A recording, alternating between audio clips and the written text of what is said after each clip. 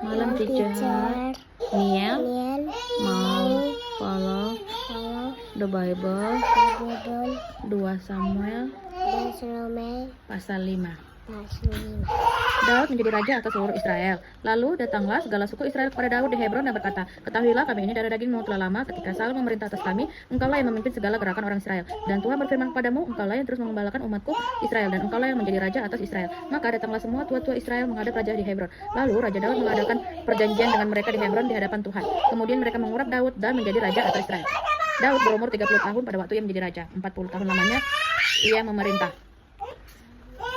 Di Hebron ia memerintah atas Yehuda 7 tahun 6 bulan, dan di Yerusalem ia memerintah 33 tahun atas seluruh Israel dan Yehuda. Daud merebut Yerusalem dan menetap di sana. Lalu raja dengan orang-orangnya pergi ke Yerusalem, menyerang orang Yebus, penduduk negeri itu. Mereka itu berkata kepada Daud, engkau tidak sanggup masuk kemari, orang-orang buta dan orang-orang timpang akan mengenyahkan engkau. Maksud mereka, Daud tidak sanggup masuk kemari, tetapi Daud merebut kubu-kubu pertahanan Sion, yaitu kota Daud. Daud telah berkata kepada waktu itu, siapa yang hendak memukul kala orang Yebus, haruslah ia melalui saluran air itu. Hati Daud benci kepada orang-orang timpang dan orang-orang buta. Sebab itu orang berkata, orang-orang buta dan orang-orang timpang tidaklah boleh masuk bait. Dan Daud menetap di kubu pertahanan itu dan menamainya kota Daud. Ia memperkuat sekelilingnya mulai dari Milo di bagian dalam. Lalu makin lama makin besarlah kuasa Daud, sebab Tuhan Allah semesta alam menyertainya. Istana dan rumah tangga Daud, Hiram raja negeri Tirus mengirimkan utusan kepada Daud dan kayu alas. Tukang-tukang kayu dan tukang-tukang batu mereka mendirikan istana bagi Daud. Lalu taulah Daud bahwa Tuhan telah menegakkan dia sebagai raja Israel dan telah mengangkat martabat pemerintahannya oleh karena Israel kepada umatnya. Daud mengambil lagi beberapa bundi dan istri dari Yerusalem.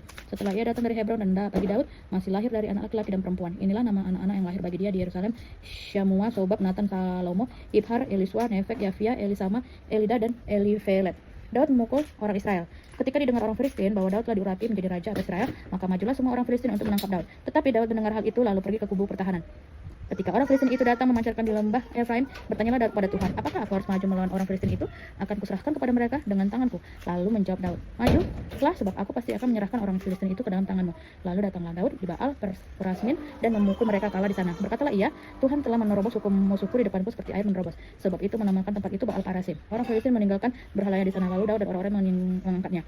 Ketika orang Filistin maju sekali lagi dan memencar di lembah Efraim, maka bertanyalah Daud kepada Tuhan, dan ia menjawab, janganlah maju, tetapi buatlah gerakan lingkaran sampai ke belakang mereka, sehingga engkau dapat menyerang mereka dari jurusan pohon perkatau. Dan bila engkau mendengarkan bunyi derap langkah di puncak pohon-pohon perkatau itu, maka haruslah engkau bertindak cepat, sebab pada waktu itu Tuhan telah keluar berperang di depanmu untuk memukul kalah tentara orang Filistin.